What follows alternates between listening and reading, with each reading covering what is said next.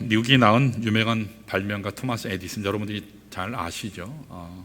그분이 태어난 지 100주년 되는 행사를 1948년 2월 8일 그가 평생 생전에 살았던 뉴저지주에 있는 집에서 행사를 거행했다고 합니다.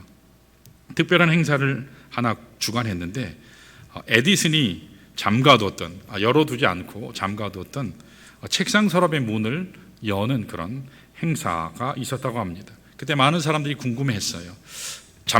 그동안 잠궈졌던, 베일에 가졌던 그 책상 서랍 안에 과연 뭐가 들었을까? 혹시 지금까지 알려지지 않는 전혀 다른 새로운 발명품이 나오진 않을까? 엄청나게 많은 사람들이 기대를 했습니다. 막상 책상 서랍을 열었더니 작은 메모지 하나가 거기에 들어 있었습니다. 아래와 같은 내용이었다고 해요. 캄캄한 곳에 떨어졌을 때 요나를 생각하라. 그는 숨 하나 내쉴 수 없는 캄캄한 물고기 뱃속에서도 기도 하나만으로 살아나오지 않았는가? 그러므로 어떤 경우에도 기도함으로 칠흑 같은 절망의 문도 열 수가 있는 것이다. 그렇게 기록된 노트가 있었다고 합니다. 아마도 이것은 에디슨의 신앙관, 평소의 신앙관을 담은 그런 메모라고 생각됩니다. 우리가 이곳에서 발견할 수 있는 것은, 여러분, 에디슨은 굉장히 밝은 사람이고요, 명랑한 사람이에요. 언젠가 제가 소개도 했지만 불이 났는데 실험실이 다 탔는데도 그때 아들에게, 야 아들아, 동네에 있는 우리 엄마 친구들 다 데리고 와서 이 아름다운 불 구경하자. 자기 실험실에 있는 그 발명품들이 다 홀랑 다 타고 있는데도 거기서 그것을 즐기자고 했던 그런 사람이었어요. 굉장히 명랑한 사람입니다. 밝은 사람이에요. 그런데 에디슨처럼 밝게 살았던 그와 같은 사람의 인생에도 요나가 물고기 뱃속에 던져졌던 것 같은 절망의 순간이 있었다는 사실이에요. 여러분, 오늘 우리들도 참 마찬가지죠. 우리가 사람들을 볼 때요, 겉모양만 보고서 사람을 평가할 때가 참 많지 않습니까? 겉모양만 보면요, 강건해 보여요. 아무 문제 없어 보입니다. 고민이 없는 사람처럼 보여요. 항상 행복한 사람처럼 보이는데, 그런데 정작 그 심령 안을 들여다보면 누구에게나 문제가 있더라는 거예요. 아픔이 있더라는 겁니다. 상처가 있더라는 거예요. 그걸 발견하게 돼요. 아마도 여러분 인생 가운데서도 남들이 알지 못하는 고통이 있을 줄 압니다. 아픔이 있을 줄 알아요. 혼자 흘리는 눈물이 있을 줄 압니다. 특별히 지난 3년 동안 코로나를 겪고 팬데믹에서 이제 엔데믹으로 고착화되는 질병이 되지 않습니까? 이 위드 코로나의 시절에 엎친 데 덮친 격으로 러시아와 우크라이나 전쟁으로 인해서 세계 경제가 말로 다 할 수 없는 상황에 이르렀어요. 미국이요, 연이은 아주 빅 스텝으로 연이은 기준금리 인상을 계속 단행하고 있죠. 앞으로도 한 6번 정도 더 올린다고 그러죠. 한국은행 덩달아서 안 올릴 수 없으니까 같이 빅 스텝으로 올리고 있어요. 아우성입니다. 난립니다. 계속되는 정치적인 불안이 있어요. 바뀌면 좀 나아질 줄 알았는데 계속 대립이 있습니다. 실질 소득의 감소가 있어요. 전혀 예측할 수 없는 인생의 앞길, 잘 풀리는 것보다는 안 풀리는 것이 투성이인 것처럼 보이는 것이 오늘 여러분과 제가 사는 우리의 현실이 아닌가 생각이 돼요. 자, 그런데 오늘 본문에서 삼손도 그랬던 것 같아요. 여러분, 삼손 하면 걱정 없는 사람처럼 보여요. 모든 것을 다 갖춘 사람처럼 보여요. 하나님이 나실인으로 그에게 엄청난 능력을 주시지 않았습니까? 사사로 부르셨어요. 그런데 그에게도 한계가 있더라는 거죠. 자, 오늘 본문 말씀은 초인간이라고 할 수 있는 삼손도 한계가 있었던 것을 기록하고 있어요. 그가 죽음의 위기의 순간에, 그런데 하나님이 예비하신 곳에 그가 감으로 말미암아 살게 됐더라. 그게 뭐죠? 그 장소가 어디죠? 엔하꼬레라고 오늘 말씀에서 얘기합니다. 그것이 하나님이 힘 주셔서 공급하셔서 살게 하신 부르짖음의 셈이었어요. 여러분, 이 삼손이 오늘 본문의 말씀에 보면 위기의 상황을 만나는 것이요, 어떻게 되죠? 적군이 쳐들어왔을 때 1000명을 낙이 턱뼈로 죽였어요. 여러분, 1000명을 죽인다고 하는 것이 쉬운 일이 아니죠. 어마어마한 괴력이 아니면 감당할 수 없어요. 자, 우리 18절을 한번 볼까요? 제가 읽습니다. 18절이요. 삼손이 심히 목이 말라 여호와께 부르짖어 이르되 주께서 종의 손을 통하여 이 큰 구원을 베푸셨사오나 내가 이제 목말라 죽어서 할례 받지 못한 자들의 손에 떨어지겠나이다 하니, 이미 우리가 아는 것처럼 삼손은 괴력의 사나이예요. 우리보다 뛰어난 능력의 사람입니다. 힘이 어마어마한 사람이에요. 블레셋이 도저히 감당하지 못하는 사람이었어요. 자, 그러나 오늘 본문에 마주한 이 삼손은 어떻죠? 기진맥진한, 우리와도 뭐 별 차이 없어 보이는 아주 연약한 사람의 모습을 지금 띄고 있어요. 우리 인생을 살아가는 모습에서도 동일하지 않은가 생각해요. 여러분과 제가 아무리 큰 소리 치고 이쯤이면 물질도 내가 있고 건강도 있고 내가 계획하는 모든 것이 다 잘 되니까 큰 소리 칠 수 있을 때가 있지 않아요? 가진 것을 자랑할 때가 있지 않아요? 그런데 어떻죠? 우리가 인생을 살다 보면 연약한 모습에 처하는 위기의 상황들을 만날 수밖에 없더라는 거예요. 한계 앞에서 무릎 꿇을 수밖에 없는 실존이 우리 인간이라는 존재입니다. 이렇게 한계를 가질 수밖에 없는 우리가 어려운 상황 가운데 처했을 때 그 문제를 해결할 수 있는 방법은 하나밖에 없어요. 뭘까요? 오늘 본문의 삼손이 그것을 했어요. 그게 뭐죠? 여호와께 부르짖은 거예요. 하나님 아버지, 내가 목말라 죽게 됐습니다. 내가 심히 고통 가운데 처했습니다. 하나님, 나를 구해주시지 않으면 나는 어디를 둘러봐도 도울 자가 없어요. 해답이 없습니다. 하나님 도와주세요. 하나님 살려주세요. 이렇게 삼손이 전심으로 하나님 앞에 부르짖었더니 19절에 하나님께서 무엇을 예비해 두셨죠? 우리 19절은 같이 한번 읽어볼까요? 19절 같이 시작. 하나님이 레히에서 한 우묵한 곳을 터뜨리시니 물이 거기서 솟아 나오는지라. 삼손이 그것을 마시고 정신이 회복되어 소생하니 그러므로 그 샘 이름을 엔하고레라 불렀으며 그 샘이 오늘까지 레히에 있더라. 그랬습니다. 여러분, 삼손이 고통 가운데 있을 때, 인간의 연약함 가운데 있을 때 하나님께 부르짖었더니 하나님께서 한 곳을 터뜨려 주셨다고 말씀하죠. 그것이 우묵한 곳이라고 얘기하는데 아마도 바위와 바위 틈 사이가 아닌가 생각이 돼요. 거기서 하나님께서 물이 터져 나오게 하셔서 그 가란 지쳐있는 위기 가운데 있는 삼손의 갈증을 시원케 해주셨어요. 삼손이 다시 일어서게 하셨어요. 그래서 그곳 이름을 엔하고레라, 그렇게 본문이 증거합니다. 여러분, 엔하고레라고 하는 것은요, 앞에서도 말씀드렸지만 뭐라고요? 부르짖음의 샘이에요. 자, 따라해 볼까요? 부르짖음의 샘. 그게 뭐라고요? 엔하고레입니다. 하나님께 부르짖었더니 하나님이 샘을 터뜨려서 갈증을 해결해 주시고 문제를 해결해 주셔서 살게 해 주셨다라는 뜻이에요. 여러분, 오늘 우리들도 마찬가지거든요. 우리가 기도하면 하나님이 응답하시는 거 아는 것으로 끝나서는 안 돼요. 여러분, 부르짖으시기를 축원합니다. 여러분, 우리가 하나님께로부터 받지 못하는 이유는 구하지 않기 때문이라고 그랬어요. 부르짖지 않기 때문에 하나님이 주시지 않는 겁니다. 못 주시는 거예요. 오늘 특별히 우리 모두에게 이 엔하고레의 샘이 필요합니다. 계속되어가는 팬데믹의 상황 속에서, 엔데믹의 현실에서 삶의 터전이 여러분 뜻대로 되지 않아요. 도무지 모를 수많은 문제가 계속 공격해요. 그것이 나를 답답하게 만듭니다. 아무리 애쓰고 노력해도 풀리지 않는 엉켜진 수많은 문제들이 여전히 우리에게 다가와요. 풀었나 하면 또 다가와요. 풀었나 하면 또 다가옵니다. 그것이 우리를 답답하게 만들어요. 아무리 애쓰고 노력해도 풀리지 않습니다. 그때 우리에게 필요한 것이 뭐죠? 하나님 앞에 나아가 부르짖는 거예요. 부르짖을 때 하나님이 주시는 엔하고레의 샘입니다. 여러분, 하나님께 부르짖으면 하나님이 생수를 터뜨려 주십니다. 전심으로 부르짖으세요. 그러면 하나님이 응답하십니다. 부르짖으면 오늘도 하늘 문이 열릴 줄 믿습니다. 길이 열려요. 지금까지 보지 못했던 새로운 축복을 하나님께서 맛보게 하실 줄로 믿습니다. 그래서 하나님이 우리에게 분부한 사명을 감당케 해 주실 줄로 믿습니다. 그러므로 우리가 하나님께 부르짖는 삶이요, 굉장히 중요해요. 그래서 오늘 우리가 기도해야 할 기도가 하나 있다면 저는 이것이라고 믿어요.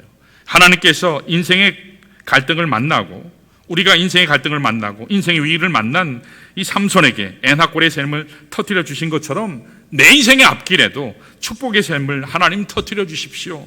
능력의 샘을 터뜨려 주십시오. 다시 한번 능력의 삶을 살 수 있도록 하나님 도와주십시오. 이것이 오늘 우리가 기도해야 될 기도라고 믿습니다. 여러분, 부르짖으면 하나님의 역사가 일어날 줄 믿습니다. 자, 우리가 전심을 다해 부르짖으면 어떤 역사가 일어날까요? 우리가 하나님 앞에 부르짖으면 하나님이 어떤 축복을 부어주실까요? 오늘 본문을 통해서 우리가 은혜를 나누기를 원합니다. 자, 첫 번째로 따라할까요? 우리가 부르짖으면 하나님이 주시는 첫 번째 축복, 생기가 회복된다. 여러분, 죽었던 심령이 다시 살아나요. 솔직히 우리 삶을 보면 마른 뼈와 같은 모습이 참 많아요. 생기가 없어요. 이번에 주일학교 아이들 보면요, 얼마나 생기 발랄한지 몰라요. 여러분, 아이들이 나는 왜 부모를 잘못 만나서 이 모양 이 꼴일까, 내 천자 그리면서 이러고 인상 쓰고 다니는 아이들 보셨어요? 그런 애들 보셨어요? 나는 이제 뭐 먹고 살아야 되나 그러면서 고민하는 아이들 보셨어요? 애들은 그런 거 고민 안 해요. 아이들은 어떻죠? 뭘 조금만 어떤 일만 당해도 까르르 웃어요. 아무리 이 세상이 악해도 아이들은요 여전히 순수해요. 까르르 웃어요. 그 아이들은요 생기가 넘쳐요. 꽉 차 있어요. 근데 오늘 우리들의 모습을 보면 어떻죠? 마른 뼈의 모습이에요. 메말라 있는 모습이에요. 여유가 없어요. 위로할 여유가 없어요. 위로받기 급급해요. 섬김받기에 급급해요. 분명히 겉은 멀쩡해요. 근데 속은 텅 비어 있어요. 생기가 없습니다. 말은 그리스도인인데, 말은 하나님의 백성인데 이 안에 성령의 역사가 없어요. 그저 주어진 삶이기 때문에 어쩔 수 없이 살아가는 모습들이에요. 피곤에 지쳐 있어요. 피곤에 쫓겨다닙니다. 그냥 숨이 붙어 있기에 마지못해 살아갈 뿐이에요. 이것이 오늘날 우리 현대인, 우리 삶의 모습이 아닌가 생각이 돼요. 사랑하는 여러분, 오늘 우리 모두에게 생기가 필요합니다. 그 생기는요 하나님께서만 부어주실 수 있어요. 하나님께서 부어주실 수 있는 생명의 능력이 필요해요. 그래서 오늘 우리가 하나님 앞에 부르짖어야 돼요. 하나님, 생기를 부어주세요. 성령께서 역사하셔서 내 가난 심령을 채워주옵소서. 여러분 기도하시기를 축원합니다. 자, 우리 다 같이 19절을 한번 볼까요? 거기에 자세하게 묘사하고 있어요. 우리 다시 한번 읽습니다. 19절 같이요. 시작. 하나님이 레히에서 한 우묵한 곳을 터뜨리시니 거기서 물이 솟아 나오는지라. 삼손이 그것을 마시고 정신이 회복되어 소생하니 그러므로 이 샘 이름을 엔하고레라 불렀으며 그 샘이 오늘까지 레히에 있더라. 아멘. 성경을 보면 영어 성경을 참고하면 훨씬 좋아요. 어떤 경우는 NIV가 좋고 NASB가 좋고 어떤 경우는 KJV, 킹 제임스 버전이 좋아요. 자, 오늘 본문의 경우는 킹 제임스 버전의 영어의 번역이 정말 좋은데, 영어가 잘 돼 있는데 이걸 한국말로 다시 말씀드리면 이렇게 번역을 해요. 그의 영이 다시 살아나고 그의 심령에 그 가운데 부흥이 일어났다.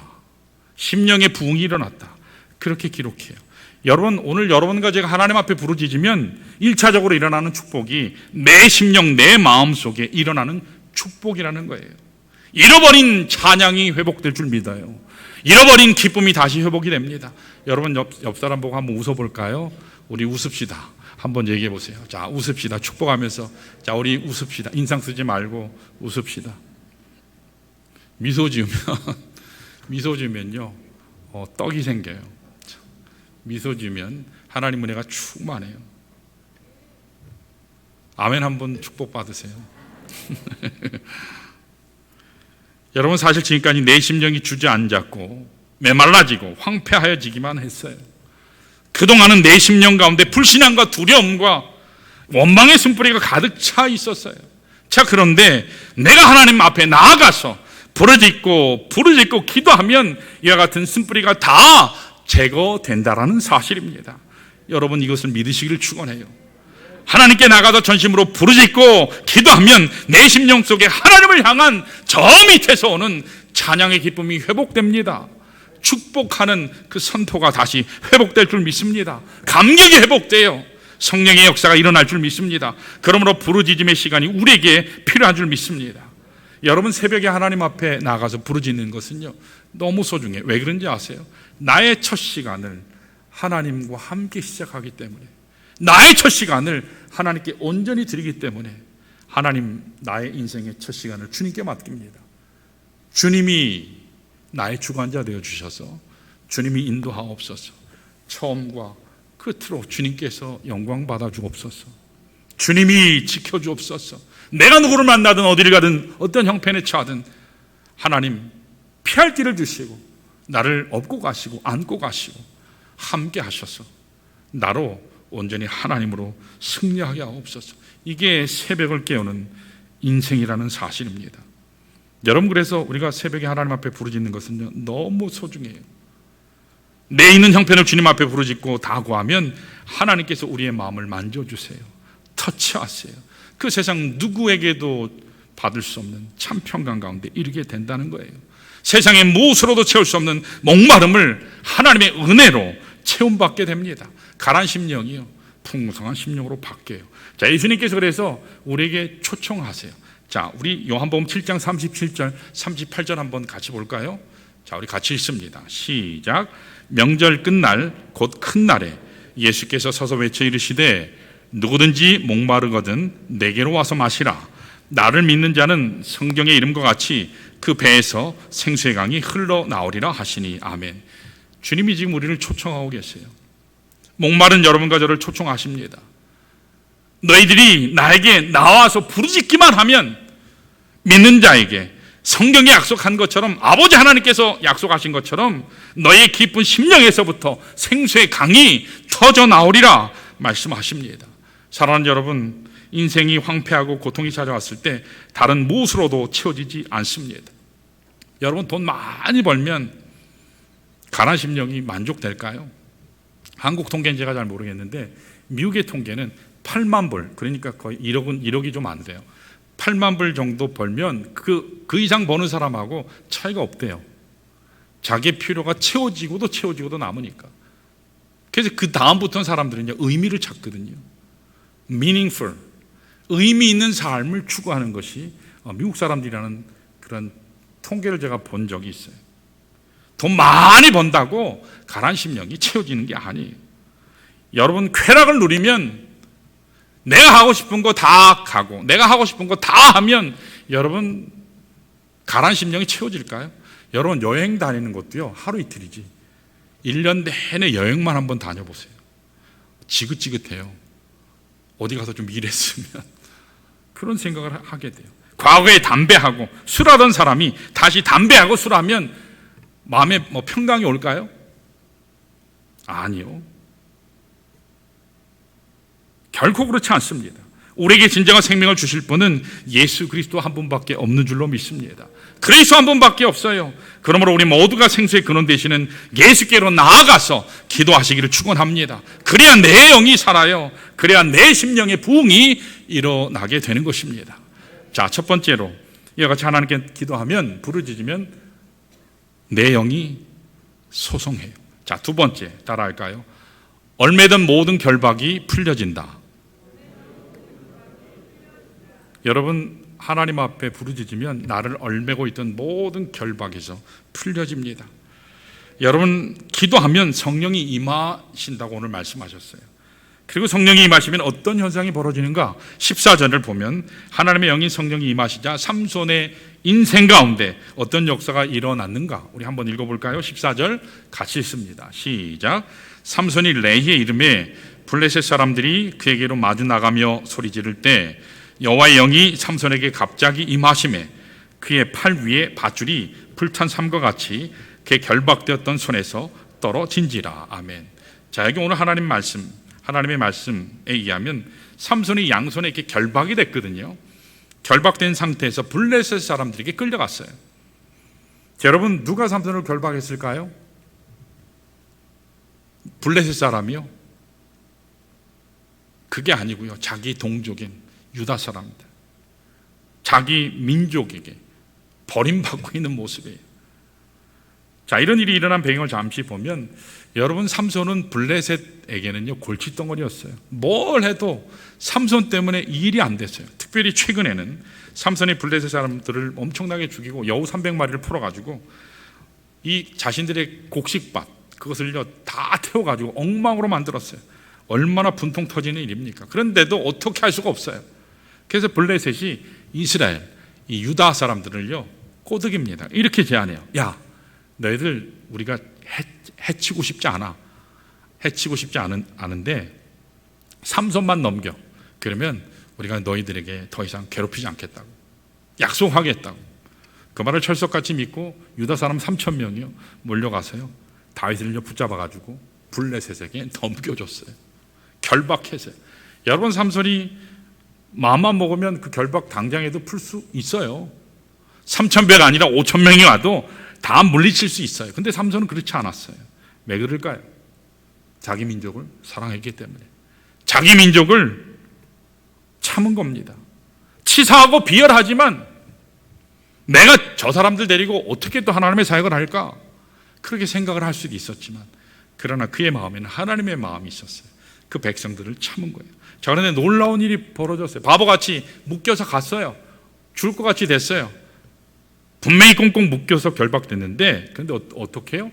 하나님의 영이 임하니까, 하나님께 부르짖으니까 하나님의 영이 임했어요. 임하니까 마치 불에 탄 삶과 같이 그 강력한 결박의 끈이요 다 녹아 없어졌다는 겁니다. 사랑하는 성도 여러분, 이것이 바로 성령께서 임하시면 일어나는 역사예요. 성령이 임하시면 우리 인생의 그 어떤 결박도 다 풀려질 줄로 믿습니다. 하나님의 성령이 임하시면 모든 게 다 풀려요. 억압에서 자유하게 돼요. 모든 결박에서 해방하게 됩니다. 오늘 여러분의 인생 가운데서도 여러분들 묶고 있는 수많은 결박들이 있을 줄 압니다. 육체의 결박이 있을 수 있고요, 마음의 결박이 있을 수 있고요, 영적인 결박이 있을 수 있습니다. 육체적인 차원에서 그것이 질병일 수 있어요. 그러나 어떠한 질병, 어떠한 종류의 결박이 있을지라도 하나님 앞에 전심으로 나아가서 기도하고 부르짖으면 풀려질 줄로 믿습니다. 어떤 경우에 그것이 우리의 마음의 결박일 수도 있어요. 끊어버리지 못한 과거의 우리의 모습의 결박, 옛날에 지었던 죄악의 습성이 아직 남아있어서 지금부터 여전히 나를 묶고 있는 결박, 그것일 수도 있어요. 상처의 결박, 아니면 쓴뿌리의 결박, 조상이 잘못했던 저주의 사슬을 끊지 못해 여전히 신음하게 만드는 결박이 있을 수도 있습니다. 아니면 영적인 결박이 있을 수도 있어요. 어둠의 권세에 눌려서, 내가 하나님의 자녀임에도 불구하고 여전히 어둠의 권세에 눌려서 사탄에게 종노릇하며 노예처럼 끌려다니는 그러한 심령들도 있을 수 있습니다. 그러나 어떤 경우든 하나님의 영이 임하시면, 성령이 임하시기만 하면 어떤 결박도 끊어내 주실 줄로 믿습니다. 여러분, 오늘 하나님의 약속의 말씀을 붙잡으시길 원해요. 하나님의 약속의 말씀은 나의 약속의 말씀인 줄로 믿습니다. 제가 자주 말씀드려요. 아브라함의 하나님 좋아요. 이삭의 하나님 참 좋아요. 야곱의 하나님, 그는 그 사람들의 하나님이에요. 그래서 어쨌다고요? 아브라함의 하나님을 믿으라. 물론 아브라함의 하나님을 믿어야죠. 그러나 그 하나님이 나의 하나님이 되지 않는 한은 그 하나님은 나에게 의미가 없어요. 내가 맛본 하나님, 내가 만난 하나님, 그 하나님께 부르짖을 때 그 하나님이 역사하실 줄로 믿습니다. 여러분, 그래서 그 하나님의 말씀의 약속들은 다른 사람에게 한 것이 아니라 바로 나에게 주신 약속임을 믿으시기를 축원합니다. 그래서 약속 붙잡고 기도해 보세요. 그러면 하나님이 그 약속의 말씀을 이루실 줄 믿습니다. 여러분, 기도해서 경험한 사람만 알아요. 하나님은 영이시기 때문에 그 영은 누구에게도 결박되지 않아요. 자, 우리 고린도서 3장 17절 18절 한번 볼까요? 같이 한번 읽습니다. 고린도서 3장 17절 18절 놀라운 말씀이 나와요. 같이 읽습니다. 시작.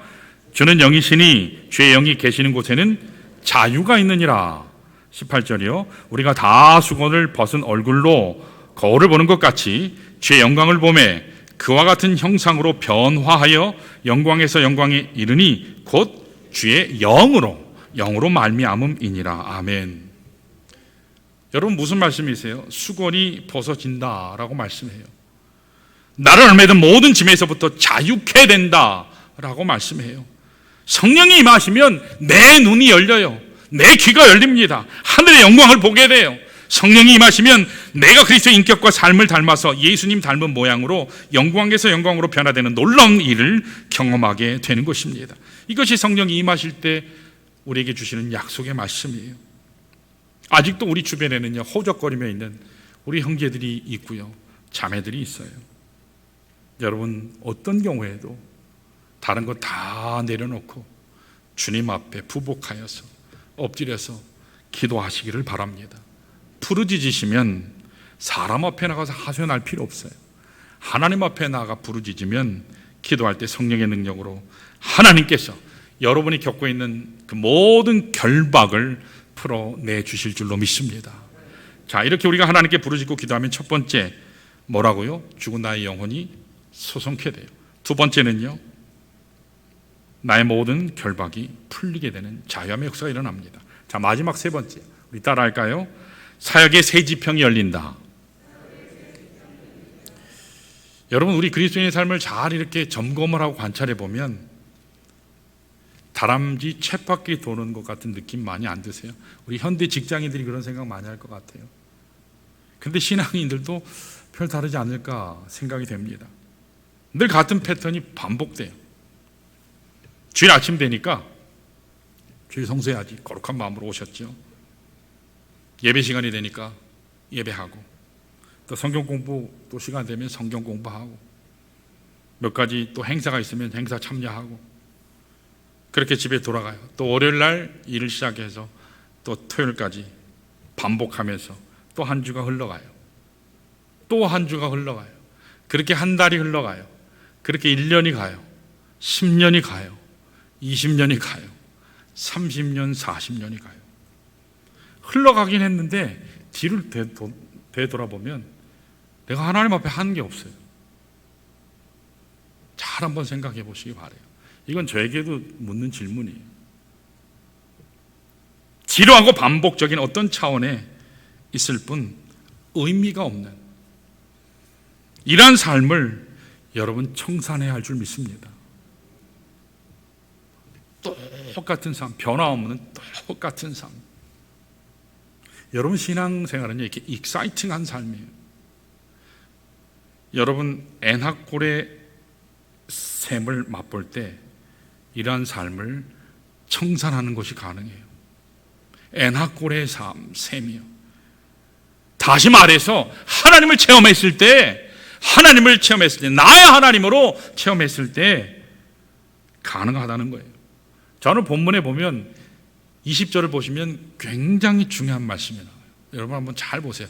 그냥 읽으면, 아무 생각 없이 읽으면 뭔 소리인지 몰라요. 자, 이 삼손이 엔하골에서 하나님이 부어주시는 생수의 축복을 받은 이후 after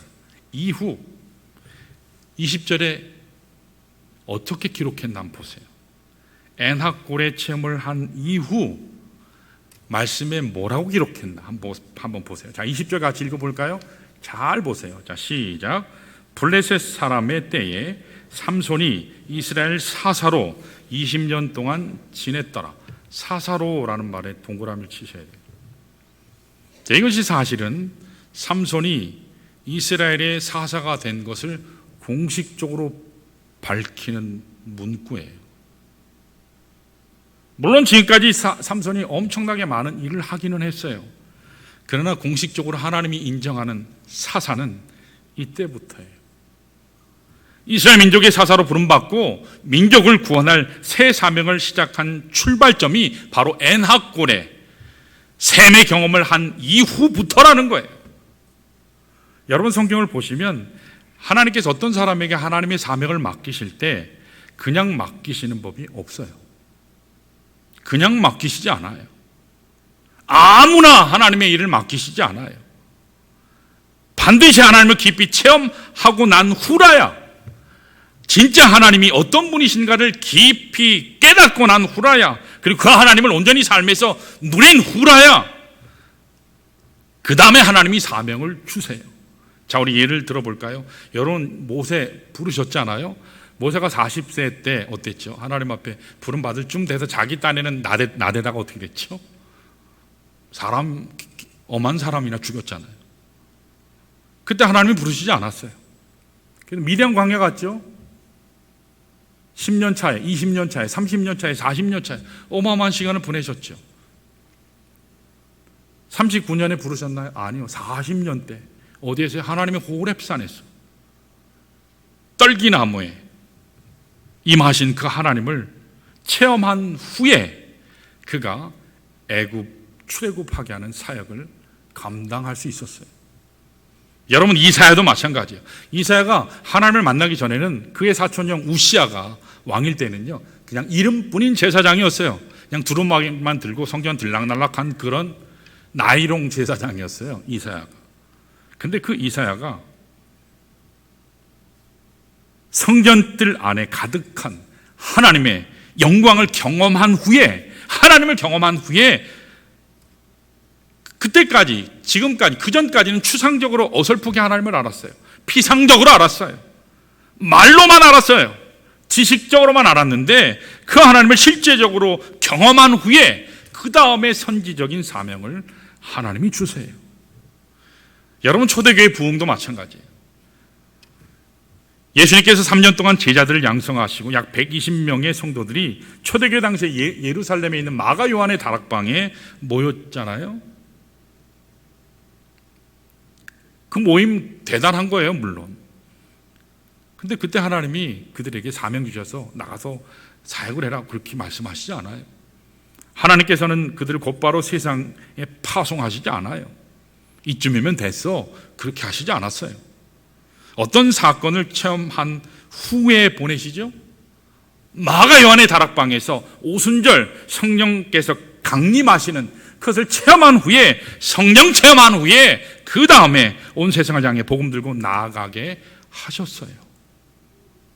사랑하는 성도 여러분, 오늘 여러분과 저 인생도 마찬가지예요. 하나님을 깊이 만나는 체험이 필요해요. 평범하게 그냥 시간대 오는 신앙생활 여러분 청산하시기를 축원합니다. 누구에게 보이기 위한 신앙생활 여러분 이제 중단하시기를 바랍니다. 하나님을 체험하셔야 돼요. 하나님을 경험하셔야 돼요. 내가 지금까지 지루하게 살아왔는데 뭔가 좀 결정적으로 부인할래 할 수 없는 하나님의 능력과 영광을 직접 보는 이 체험이 여러분들에게 있으시기를 축원합니다. 이게 오늘 말씀에서는 뭐라고요? 엔하골의 샘의 체험이에요. 내가 죽을 것 같았는데 사람들이 볼 때 저 사람이 그렇지 않은데, 능력 있는 사람인데 저걸 다 극복할 것 같은데, 그런데 아니요, 우리는 인간이기 때문에 내가 아무리 많은 물질을 가지고 아무리 많이 배우고 아무리 많은 경험이 있고 아무리 건강하다 할지라도 인간의 한계의 상황을 만날 수밖에 없어요. 그때 누구에게 가실래요? 그때 하나님을 경험할 여러분 기회인 줄로 믿습니다. 하나님 앞에 부르짖으세요. 그러면 하나님께서 여러분 놀랍게 역사하실 줄로 믿습니다. 특별히 여러분 이번 금요일 날 우리 자녀들을 향한 구원의 사역이 있어요. 저는 엔하골의 샘이 이때 터지기를 원합니다. 그래서 우리 자녀들이요, 하나님 경험하기를 소원합니다. 여러분들이 우리 자녀들에게 돈 물려주는 거, 그것도 귀해요. 좋은 사회적인 신분 물려주는 거, 그것도 귀해요. 그러나 가장 귀한 것은 만왕의 왕 되시고 결코 변함이 없는 예수 그리스도, 그 보혈의 능력, 죄사함의 은혜를 여러분 우리 자녀들에게 선물하시기를 축원합니다. 성령께 간구하고 기도하면 주께서 그날에 역사하실 줄로 믿습니다.